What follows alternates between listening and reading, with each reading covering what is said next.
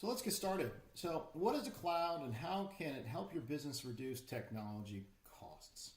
So, today we're going to talk about the definition of really what is the cloud. We're going to kind of go over a bunch of different technologies and how to help set up your business. And the following webinars that you're going to hopefully attend, we're going to actually go into the specifics of each one of these technologies so that you have a better understanding of each. So today is pretty much an overview of the cloud. How can it help your business grow, reduce IT costs, and provide for more functionality within your workplace. So let's look at technology as a differentiator. Technology leaders far outperform their peers in the marketplace. Boston Consulting Group, which is a leading polling group out there, basically decided to talk to a lot of different small to medium-sized business owners and ask them, whether they adopted technology, what happened, did it increase their revenues? And what they found, there was a certain set of what they call technologists that were out there in the small to medium-sized business market, and they found that they had a 2 times greater or faster job growth within their industry. They increased their revenues by 15% faster than the regular brick and mortar organizations, and they were 5 times more likely to invest in new technology. Did it mean that they actually spent more money? No. What the interesting thing was, and what they found out, it's a great survey, was they found out that these technology leaders actually, they did a lot more research, and they were always looking for ways to increase mobility, increase productivity, but they're also looking for ways to reduce overall IT spend and IT costs, and it really helped them out. So they're 5 times more likely to invest in new tech, but it really helped them with that 15% increase in annual revenues.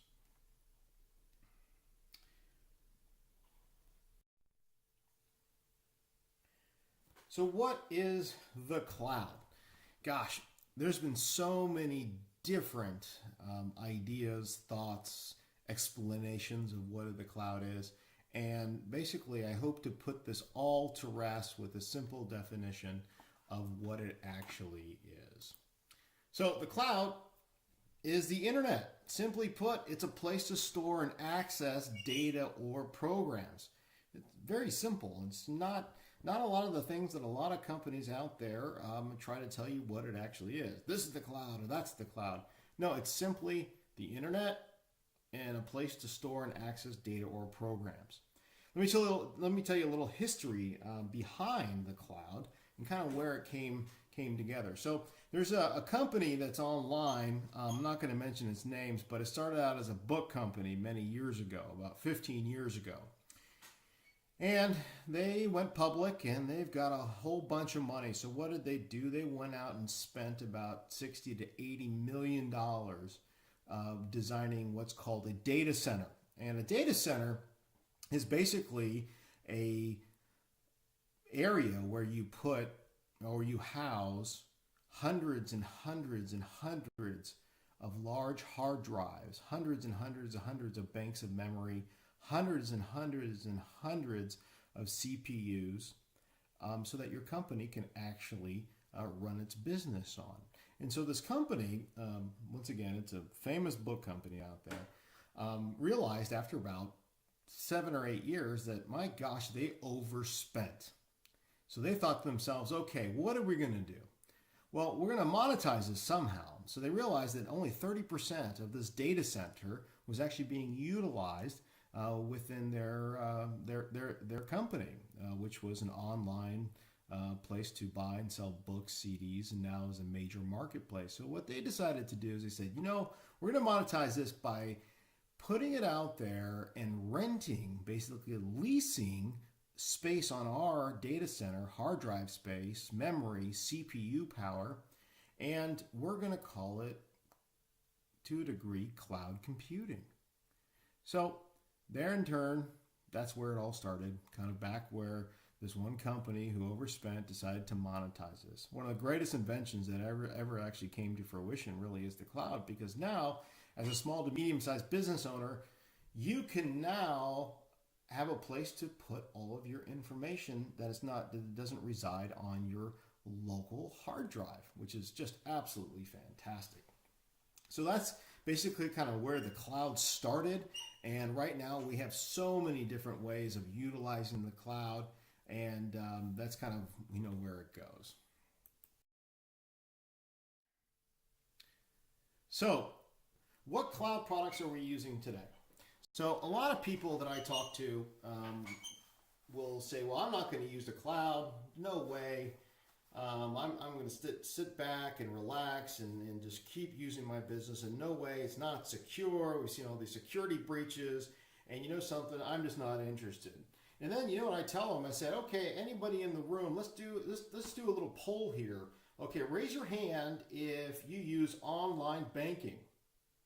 Next thing you know it, about 80% do. And that, my friends here on this webinar, is what we call the basis of the cloud. So now take a look at the different companies that came up here. So Wells Fargo's in the bottom right-hand corner, and the nice thing about this is that we all use it. We all use a Wells Fargo, Bank of America, Citibank, some sort of online banking to pay our bills, and this basically we're using the cloud. A lot of people will ask, well, the cloud's not secure. Well, then I ask them, are you using online banking? Are you trusting an internet connection to a bank for your money, which is the most important thing? Your data is not even close to how important your money is in your bank. So if you're using a banking application, you should start thinking that the cloud is trustworthy. QuickBooks Online is another program that has gone from having an application housed at your office to an online database. LinkedIn, we all use it. I'm an LinkedIn open networker, so you can always send an invitation to me and I'd be happy to do that. Facebook, just about everyone we know has a Facebook account, or many people probably deactivated it like me because I was tired of being pinged all the time through there. Skype is a great tool that we can talk about. It's a cloud product that everyone uses. Let's go ahead and talk to Grandma and Grandpa up in Northern California while we do it. And lastly is the Microsoft Office 365, which is another great product and something that we're going to talk about that will help with mobility, productivity, and reduce your IT costs. So the basis of this program is that the game is always changing, and it is. Look at where we were 20 years ago with DSL. And barely getting on the internet and hardly using the internet for anything productive or business oriented. And now we find that the game is changing. Now it's time to adopt some of these cloud strategies. So the three things to think about is 1, the move to the cloud. 2, skyrocketing mobile and remote usage. And 3, using data to compete for customers. So what we found is there's a 24% annual growth rate in spending on hosted services by small to medium-sized businesses. And then we also found that mobile and remote usage is skyrocketing out of the control. 85% of all SMBs use smartphones right now. 25% are using tablets. 43% have telecommuters. If you really think about it, when you go to a coffee shop or Starbucks or the airport, just look around. I bet you find out that 90% of the people there are staring down at some sort of device. I was actually thinking about putting together some sort of video to kind of look at it. It's absolutely hilarious. And then the number one priority that we found with small to medium-sized businesses is how to improve customer service through using their data, their current data that they have stored right now in their Excel or their platform currently, and how to use that to actually increase productivity and or increase revenue coming from the data they currently have. So hey, the game is changing. We're seeing it now. We've talked about how the cloud is here. It's not going away. You can either adopt it today, tomorrow, 3 months, 6 years from now. But the reality is, if you do it now, you might have a chance to reduce your overall IT costs, spin up your business to a really big business very quickly, and then kind of go from there. But hey, the cloud is here, and you really got to think about it.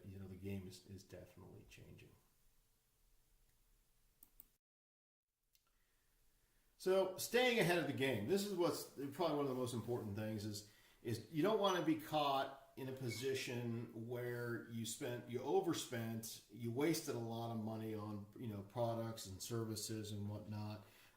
So the first thing that you got to think about is be lean and stay lean. This is very, very important, and we can't stress this enough. Don't invest a cent more than you need, and scale instantly when required. We mentioned to all of our clients, look, if you're thinking about getting into a server, you're thinking about, how do you, what should I buy? I want to buy all this infrastructure. Stop right there and just say, hold on 1 minute. What technologies out there can actually help me get up and running quickly, but not actually reduce the level of my bank account so significant? I'm hoping and praying for the next check that's coming in. Business anywhere, it is happening today. If you can find out, how many times are you at an airport? How many times are you at the coffee shop again thinking, gosh, I want to look at this email. How many emails are you sending while you're not in the office?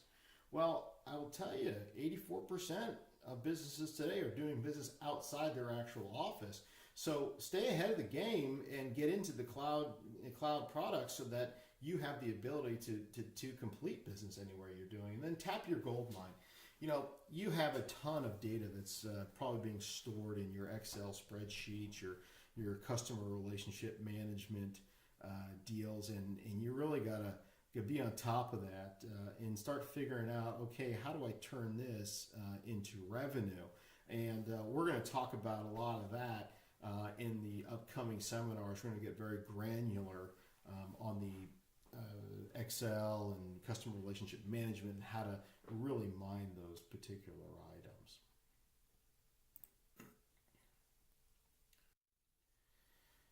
So the 5 technology products that we're going to talk about today are pretty dynamic, and I think one of the first ones is cloud servers. We're going to talk about how cloud servers differentiates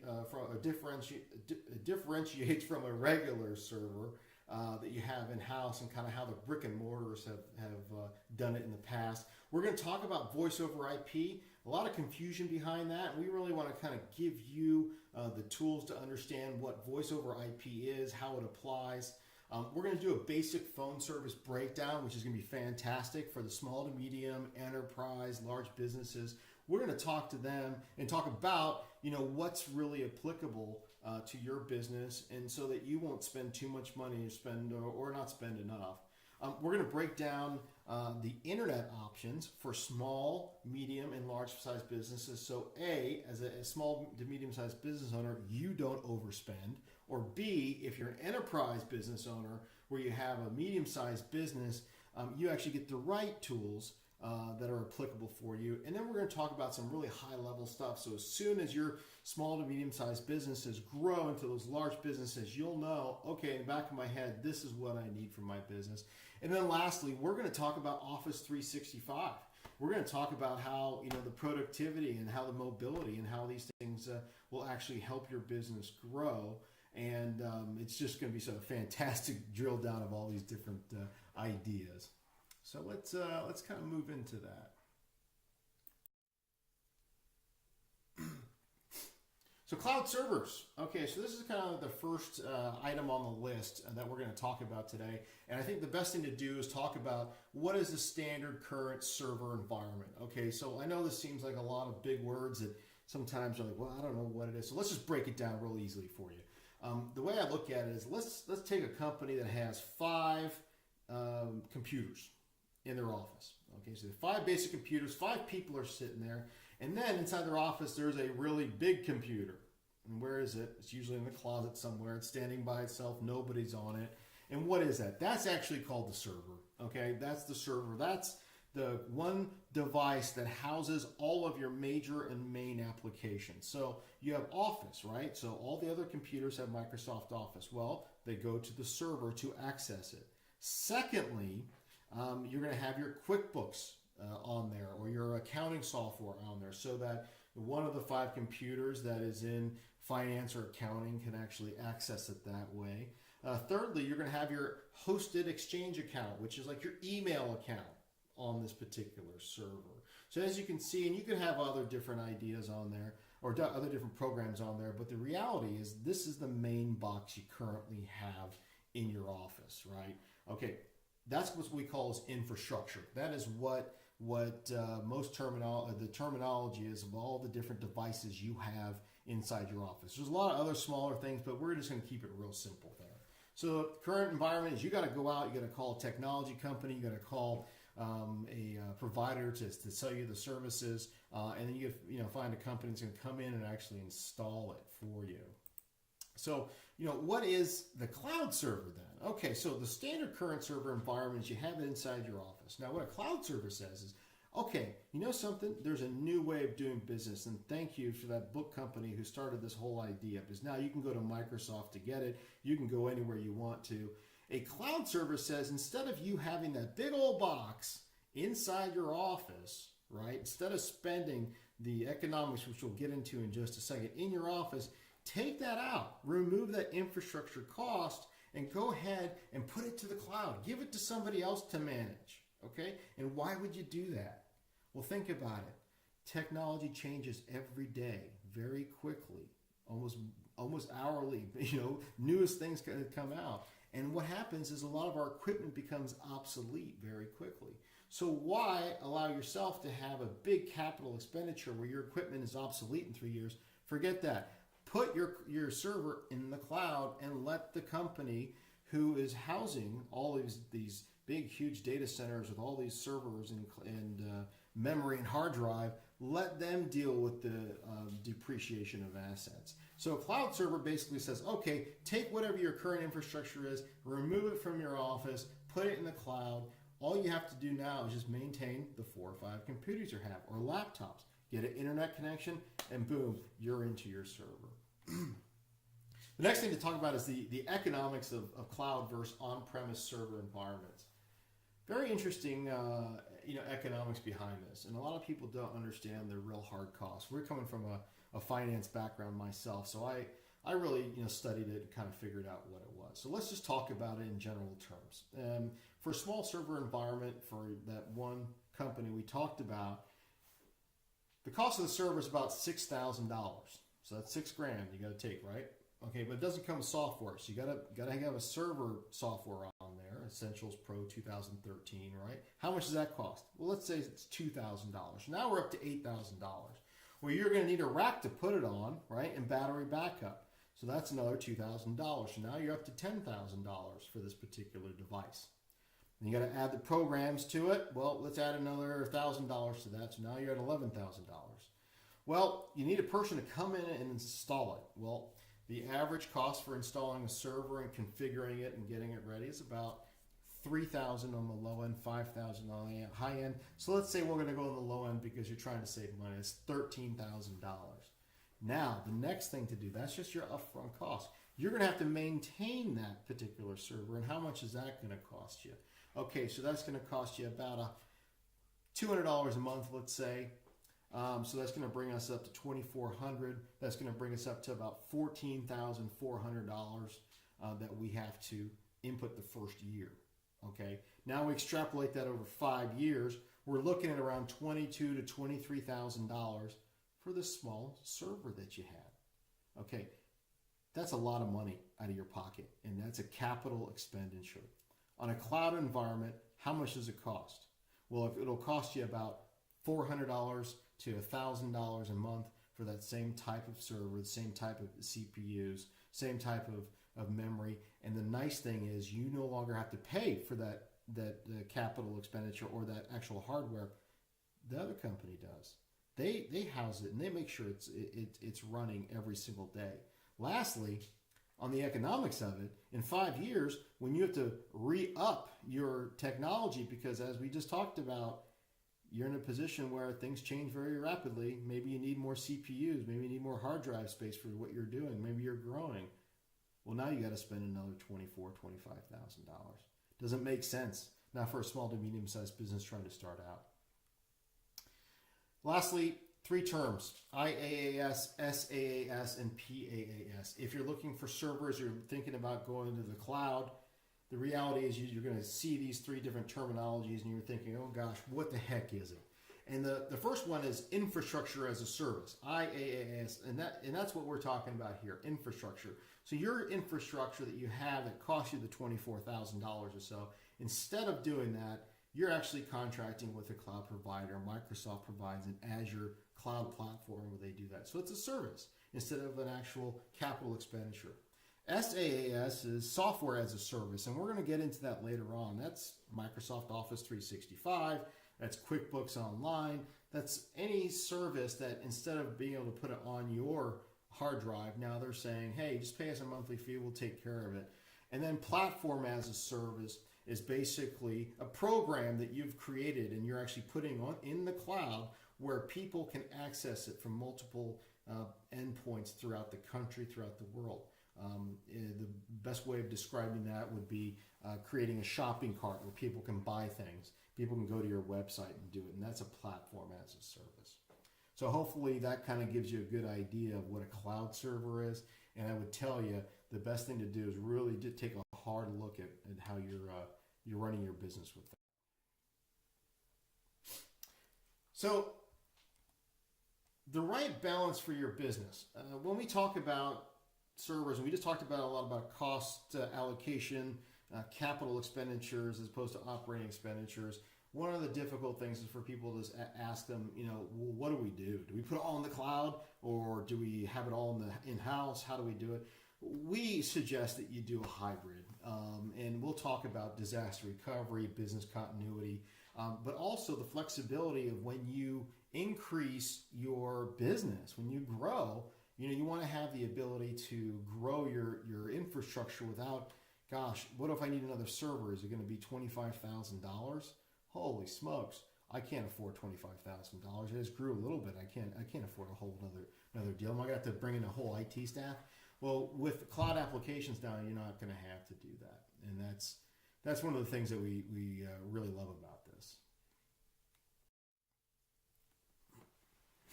The next topic to talk about is hosted phones or voice over IP. So there's a huge confusion, and it's really gotten a black eye, to be totally frank with you. Hosted phones or voice over IP. Voice over IP has got a real black eye with companies like Vonage and Magic Jack and 8x8, Ring Central, a lot of different companies like that. Where the technology and the idea is fantastic, but the execution was extremely poor. And we'll kind of go over to the two very specific items and how to delineate them to see if it really applies to your business. Some are really, voice over IP is really good for small businesses, but hosted phones are for businesses that take their communications seriously. So the two forms of the hosted phone systems are dedicated and shared connections. It's very simple to figure out and kind of understand it. And I'll share that with you right now. So a shared connection is a connection that you're hearing from Magic Jack or Vonage. Vonage calls you up and says, hey, I got a great program for you where we're going to let you use business phones through us. And you're saying, great, how much? And they say, great, $20 a line. Fantastic, it's cheap. But then you get a lot of stuff you can't hear. There's the problem. Okay. You have a lot of jitter, or echoing, right? And you think, oh God, this is terrible. I'm running a business, but I can't deal it. Okay, so that's a shared connection. And why is that a problem? And why are there issues like that? And I'll tell you, because you're sharing the internet connection that you have at your office. And the company who's providing you this stuff, like a Vonage or a hosted, any other of these, a Vonage or a 8x8, they don't own the line, the internet line to your business, so they can't actually section off or make sure that the voice packets are being separated from the data packets. So they get all jumbled up in the same connection, and that's why you get loss and jitter and problems. It's a great great avenue if you only have one or two lines in your business. You're not using the phone a whole lot. Use your cell phone a lot. It's not a bad deal because it's really cheap. Now, if communications are really important for you, hosted phone systems are the way to go. And then with hosted phone is different than voice over IP. Same technology, same theory. However, the company that's providing you hosted phone systems are companies that actually own the last mile. They own the internet connection as well. And these are companies like an AT&T, Verizon, Telepacific, Birch Communications, Granite. Well, they actually own it. So what they do is they take the pipe and they section it off. They cut it in half and they say on the bottom half is just voice and the top is just data, so that you never have the jitter or you never have those issues that you have to deal with on a day-to-day basis with a shared connection, because the shared company cannot actually delineate voice and data packets. Some of the great benefits of a hosted phones, and we like to talk about this, is business continuity. This is where the best part of hosted phones really is applicable. A lot of people here on this call are small to medium-sized businesses that are looking to grow, right? Okay, why don't you make yourself look a whole lot bigger than you are by electing to use a hosted phone or voice over IP? Every single one of these options gives you an auto attendant. So when they pick up the phone or it answers, it says, hi, this is ABC Company, press 1 for sales, press 2 for services, press 3 for questions about your bill, something like that. And then business continuity, what that means is that what happens in a disaster, a fire, a flood, a tornado, a sleet storm, an earthquake, or whatever it is, business continuity says that when that happens to your office, when your next door neighbor and you and everyone else doesn't have any phone service, well, with a hosted voice application, all the phone calls will automatically get routed to a number of your predetermined choosing, which would probably be your cell phones or another location. Automatically get routed. And if it didn't get routed to that, it would automatically get routed to your auto attendant, which would go to a voicemail. And that voicemail will then turn into an email and send it to your email client, which is probably on your phone because you're using some sort of a hosted application. Best news about that, you can just click the play button, hear the message, call them right back, say, oh no, we're not out of business, don't worry about it, we're ready to go, what do you need? So that's the business continuity end of it. Number 2, ability to grow. Great thing about hosted phones and voice over IP is you don't have to buy whole sets of phones or a new phone system if you're growing. You basically just call up the provider and you tell them, hey, I need a new phone. Or, hey, I need a new line. What do? Drop ship you in 24 to 48 hours a pre-configured phone. All you got to do is put it on the desk, plug it in. What if you're growing, you got to move people inside your office? The beauty about this is you can take the phone at the president's office, and he now got a bigger office. He just unplugs his phone, walks over to his new desk in his new office, clicks it into the internet connection, and boom, he's up and running. Economics of hosted applications. It's CapEx. We have that thing up there. CapEx is capital expenditure. Okay, so the idea behind buying a phone system as opposed to doing a hosted or voice over IP is pretty significant.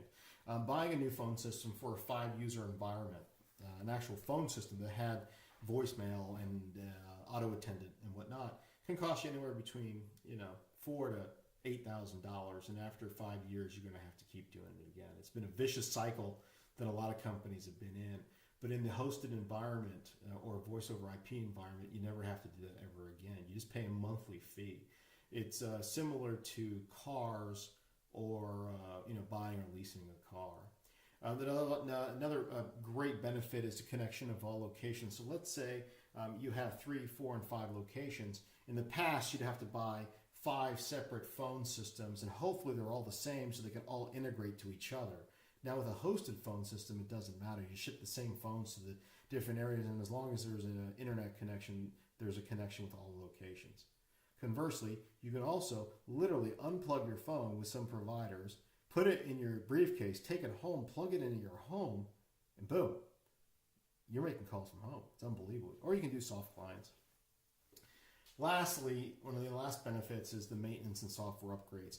When you currently have a phone system, you have a problem because in that phone system, you have to keep maintaining it, upgrading it, and doing the different things that are just very difficult to deal with.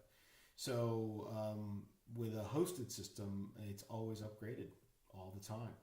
Every month they send down the latest patches to the actual phones, and there you go. After 5 years, you just buy some new phones.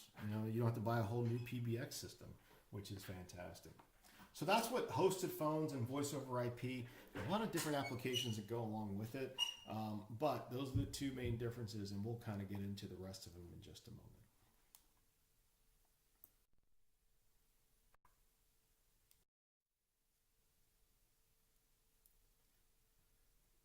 So the proper phone configuration for small to medium sized and large businesses is as follows. And I kind of want to do this for everybody here so that you can, okay, I see I'm a small business, I'm a medium sized business, I'm a large business. So with a small business, you know, you're looking at basic analog lines, you're looking at a cable provider, Time Warner cable, you're looking at voice over IP, not the hosted because it's a lot cheaper. It's $25 per phone line.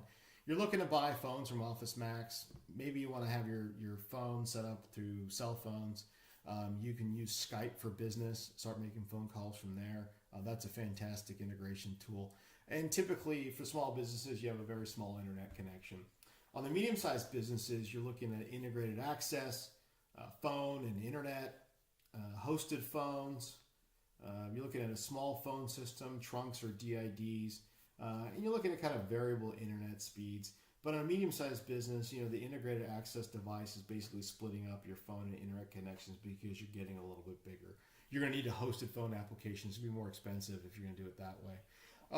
And then lastly, on the large businesses use this stuff called PRIs or SIP connections. Typically, large businesses are 20 users and up. They have a large phone or IP phone system. They're looking for like a link integration, which we're using today. They use trunks and DIDs, and typically they have large internet connections.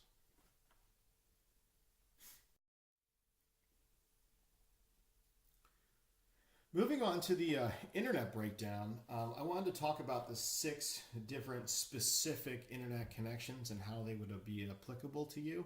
So let's look at them. So DSL is your first internet connection. It's been around, you know, for many, many years. And DSL is very cheap, $60 to $100. It's easy. The problem with DSL is it's distance sensitive and it's a shared connection. What I mean by distance sensitive is that you have a central office, and you know, within a zip code, there's one central office per zip code for the phone company. And if you're within 100 feet, you're getting great speed up and down. If you're at the longest, which is 6,000 feet, you're getting the slowest speeds possible. So you could have as high as 6 megs by 1 meg up and down if you're right next to the central office, or you could have as minimum as 1 meg by 256K at the very end of it. Lastly, you also have to fight with all the other subscribers that are on the actual line when it becomes heavily inundated with people using Pandora.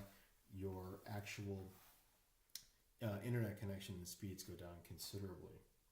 So with that, you know, the next one is the gold standard of internet connections, and with the gold standard is called T1. It used to be actually. T1s range from anywhere between, you know, $300 to $500 for, and it's a dedicated internet connection. You're not sharing it with anybody. You have 1.5 megs up and down. The problem with that right now is that most of the programs and most of the cloud programs need a heck of a lot more internet than that. So it's pretty much just making itself obsolete, and most companies just can't deal with it right now. The next option is one of the better options out there that we feel is cable. Calling your Time Warner, your Charter, your Cox, fantastic speeds out of the cable. The only problem is that they forgot the businesses when they were building it out back in the 70s. So they basically took all their fiber and ran it right past to the businesses. And if you can get it to your business, I would suggest it heavily, especially if you're a small to medium-sized business, and even some medium-sized business, because you can get some screaming speeds out of that. It's very affordable. Problem is that sometimes when you're not in the area, it just costs too much to install. Next one is really what's going to be the gold standard, and it's Ethernet. And it's basically like a T1, but instead of a T1, it's 8 twisted pairs of copper. A T1 is 4 twisted pairs of copper. So Ethernet is more robust. You can get up to 20 megs of Ethernet or of internet speed. And that's the reason why it's going to be the gold standard, is because it's tried, true, tested. It's been around for about 15 years. The costs range anywhere between $400 and $900 for an Ethernet connection. But it really is, you know, that's the new gold standard for at least the medium-sized businesses. Now, fiber, we've kind of heard about fiber a lot. You know, if you're in the Fios territory, it's fantastic because you can get like 200 megs for like $100. However, fiber on the real with the real fiber providers is a 100 meg connection that costs anywhere between $1,500 and $3,000 per month. It is right now pretty much going to be reserved for the very large corporations out there. So that's kind of like the five basic ones. And the last one you might hear about is what is SIP.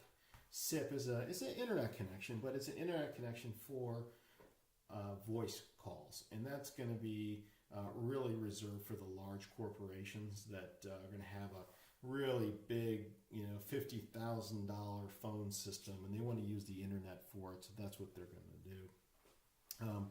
And so that's kind of the breakdown.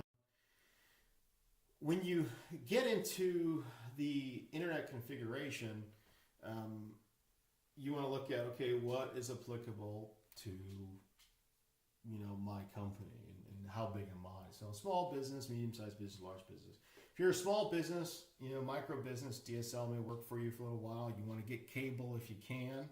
And you can also use a hotspot if you're a micro mini business and you're using it. However, it's quite a bit of money to do that.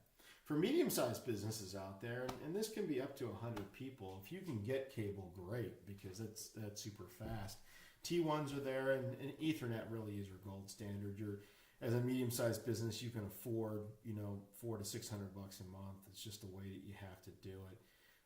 And then lastly is the large business. And large businesses are typically looking at multiple T1s, Ethernet, or fiber connections. They can afford it. So, that's what they want to do, and they want to get into that. So hopefully, this kind of gives you a good idea of what to look at when you're configuring your company. So your business is where you are whenever you are. Once again, Boston Consulting Group talked about, how many, or basically researched how many companies were using smart tablets and mobility and whatnot. And they came up with some very interesting data when polling small to medium-sized businesses. They basically found that 55% of small to medium-sized businesses support a mobile workforce. 21 million tablets were shipped in 2013, and they figure that 70 million tablets are going to be shipped in 2018. What's interesting about that is that the cloud is here, mobile devices are here, and that's just where we're going to be. And if you take a look at that, that isn't something that we're just making up. Tablets, going around. I currently have a Surface Pro 3, and I love it. I'm everywhere with that darn thing. So your business is where you are whenever you are, and things are changing. It's no longer the brick and mortar business.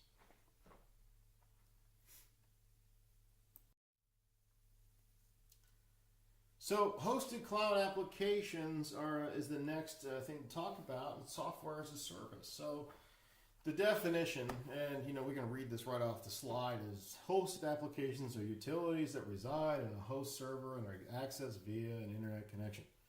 Okay, so enough with that. What it is, it's software that instead of installing it on your computer, you're accessing it on somebody else's server. So we're going to talk about Microsoft Office 365, and the reason why we're going to talk about it is because a couple of things. One is mobility, okay, and mobility, disaster recovery, and the option to increase your productivity considerably. Microsoft Office 365 is the latest Office software. It's 2013 Pro. That you do it. But the greatest thing about Office 365 is for every subscription, for every user that you have in your office, you're able to download 5 copies to 5 separate devices. Okay, so these devices, you have one at your office, and you're going to go ahead and download all those programs, Office, Pro, Word, Excel, Link, down on that one office. And you're going to go home and you have a laptop, and you're going to download it on that. And then after that, you're going to download it on your tablet, whatever tablet you have. And then you're also going to download it on one of your Samsung or Windows phones that you have. You can, even if you have an Apple product, you can download it on So when you download all that, it's all going to be connected into the cloud through the OneDrive they actually provide. So now, from any device that you have, you can work on the same exact document. You could be at your office, you can access the document from there, you can save it, goes to the cloud, you can go home, use a different device, open up Microsoft Excel, bring down your document, pure mobility, also disaster recovery. Any one of those devices fails, it's okay. You got all your applications up on the internet. And that is one of the main cloud products available. And this is why we're going to talk about Office 365.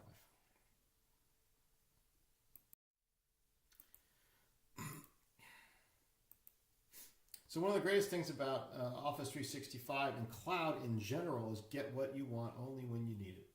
Okay. You got a small business now, you're growing. Okay, I want to add employees. Fantastic. I'm going to grab, a few more Office 365 licenses, or I'm going to get a cloud server. Fantastic. Well, now what happens if you reduce employees? Well, maybe you don't need to have everything that's on that's there. So you go ahead and reduce it. So that's the key factor of cloud and why it's great. Is, get only what you need when you need it. As a small to medium-sized business growing, you can't afford to go ahead and buy all these tools hoping that your business will grow. Well, why don't you only buy just what you need when you need it and kind of go from there. Next, stay current and competitive for less.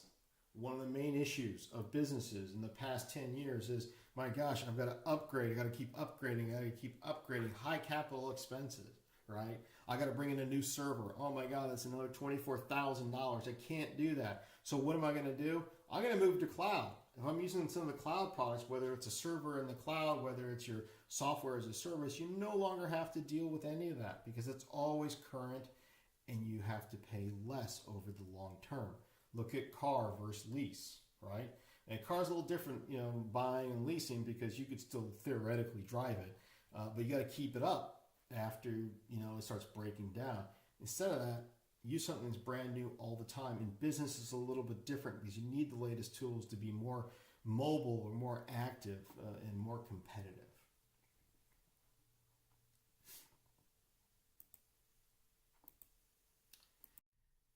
So, in the next slide, access and edit your latest documents wherever you go. We talked about this a little bit earlier with the fact that we can, if we're at the airport and we're like, oh my gosh, I forgot my Excel spreadsheet at the office, instead of having to get back in the office and going out there, you can basically just open up your laptop because all your documents are synced in the OneDrive that's in the cloud. You just pull it down. You put yourself in a position where now you have all of your documents anywhere in the world. It's seamless. So anywhere you can get an internet connection, you can continue working. Airport is usually the place that I find that I used to leave all of my stuff. So that's why I like the Office 365. Now this next program is one of the most unbelievable programs, and it's called Link. And I think we're on it today. And I'm the biggest proponent of it because something, I'm talking to everybody here on this program right now, and we haven't met yet. We're collaborating. We're talking about something that's really interesting. So I'll kind of give you an option. So imagine I'm the guy in the middle right there, and I do have dark hair, but my face does. I have eyes and nose, but this guy doesn't. But now I want to talk to Joe in my office. But something? He's at his home office, so he's going to jump in on this call real quick, just like you're doing right now. Then we're going to have Jim. Jim's over at the airport, and he wants to get in, so all he has to do is get an internet connection. He chimes into this thing and this meeting, and then Jerry, he just got off the plane. He can't sit down and wait, so he's going to get on his mobile device, his mobile phone, get into the internet, and then we have Sally over here, who's going to an appointment, but she still wants to go, and we still need to collaborate. We need to talk to each other just like we're doing today. Fantastic. That's what Link is. It collaborates, but also another power of it, it's a messaging tool within your office. So imagine Jim, Jerry, Sue, Sally, and John were all in the office, and we want to see where they were at. Well, we just pop open our Link tool and see if there's a green light next to their face. And we basically just ping them real quick. We send a quick note. Hey, Jim, you available? Yeah. All right, let's do a link call. Boom, here you go.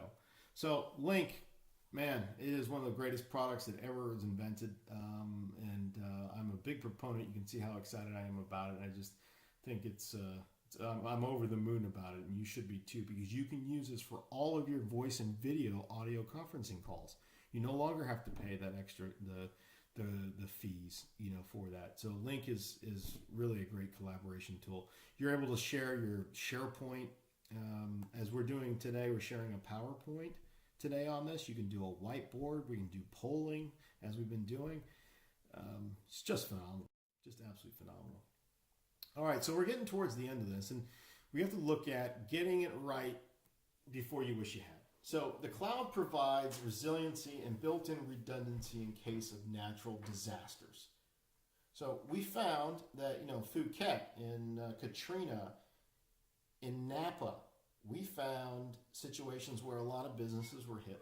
And Boston Consulting Group did another study, and they realized that 40% of all businesses that were hit by natural disaster, fire, flood, came from FEMA.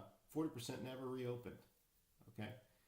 Small to medium-sized businesses say improved business continuity is an important reason for server virtualization, which is the cloud. 81% of small to medium-sized businesses they surveyed after Katrina said, gosh, darn it, we want to get back up and running as quick as we can. I wish we had the cloud. Now, 24% of small and medium-sized businesses are concerned with inadequate technology, recovery, backup, and resiliency. The reality is, if you move to cloud, you can reduce a ton of IT expenses as well as be ahead of the game in the event of a natural disaster. So get it right. Think about what you're doing today. Think about how you're setting up your business and set it up where it goes to the cloud. Make things easy. Just worry about your business as opposed to worrying about your IT concerns.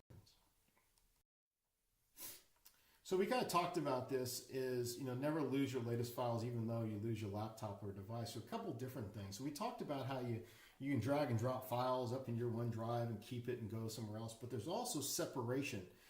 If you lose a device or lose an employee, you kind of wonder, where are all my stuff?